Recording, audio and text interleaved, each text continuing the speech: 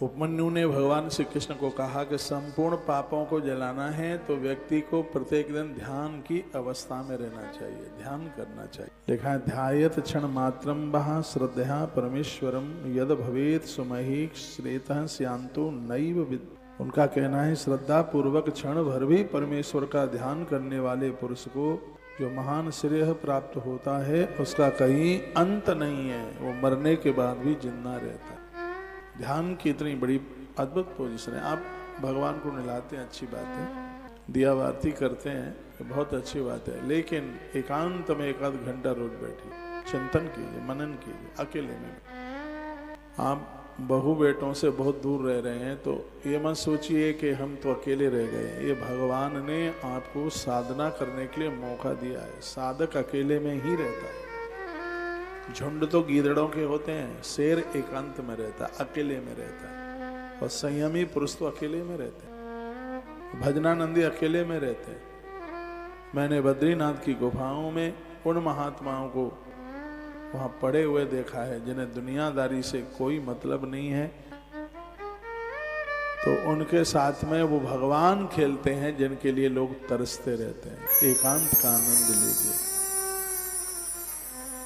उस अनंत सत्ता को एकांत में ही उसकी आप अनुभूति कर सकते हैं। यद भवेत सुमहेक सेहस्तंसांतो नैव विद्यते। ऐसे साधक का कभी भी अंत होता नहीं है। नास्ति ध्यान समम तीर्थम नास्ति ध्यान समम तप नास्ति ध्यान समो यज्ञ तस्मात् ध्यानम समाचरेत्। ध्यान के समान कोई तीर्थ नहीं है, ग्रंथ कहता है। ध्यान के समान कोई तीर्थ नहीं है। ध्यान के समान भैया कोई भी यज्ञ नहीं है। ध्यान के समान कोई तप नहीं है। इसलिए स्त्री पुरुष को सबको प्रत्येक दिन ध्यान करना चाहिए। और मुझे विश्वास है कि यह काम आप कल से ही आरंभ कर देंगे। ध्यान मन, शरीर और आत्मा को संतुलित करने की प्रक्रिया का ही एक नाम है। ध्यान आप करोगे तो मन बिल्कुल नहीं भटकेगा। ध्यान करने से मानसिक शांति और व्यक्ति तनाव मुक्त हो जाता है। ये लिखने लायक बात है। डिप्रेशन में नहीं आदमी पहुंचे। पहले तो ये सुन लीजिएगा कि ध्यान करने से होता क्या है, फिर बाद में मैं बता दूंगा कि ध्यान किया कैसे जाए। तो नंबर 1, मानसिक शांति और तनाव मुक्ति के लिए ध्यान मृत्यु लोक का वरदान है। डिप्रेशन में नहीं रहेगा कोई, चिंता में रहेगा ही नहीं, उसको इतनी मानसिक शांति मिलेगी।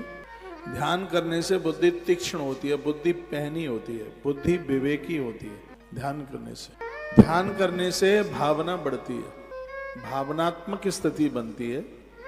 और अगली बात बहुत गजब की है, वो ये है ध्यान करने से स्वास्थ्य में बहुत बड़ा सुधार होता है। शरीर बिल्कुल स्वस्थ होता है। और ध्यान करने से ज्ञान का विकास होता है। ध्यान से श्वासें मजबूत होती हैं। ध्यान से लोगों के संकल्पों की पूर्ति होती है। ध्यान में भगवान के स्वरूप का स्मरण किया जाता है। आंखें नासिका के आगे के भाग को देखते देखते बिल्कुल बंद हो जाती है। ध्यान करते समय गेट बंद करें, खिड़कियां खोल लें, हल्की हल्की हवा अंदर आती रहे, शरीर पर हल्का सा वस्त्र हो। सुबह ध्यान कर रहे हैं तो पूर्व दिशा की तरफ मुख, और शाम को कर रहे हो तो पश्चिम दिशा की तरफ मुख। आप नेत्र बंद करके जैसे इस पोजीशन में आप बैठेंगे तो आप देखेंगे अपने आप को कि आप कहीं बियाबान जंगल में, नदियों के किनारे। वांसुर की आवाज सुनाई पड़ेगी, कभी घंटा घड़ियाल बज रहे होंगे, कभी संकट ध्वनि हो रही होगी। अब आपको अभ्यास नहीं है। जिसको ध्यान करने का अभ्यास हो जावे तो घर में रहते हुए भी वह प्रत्येक बद्रीनाथ का ही अनुभव करेगा।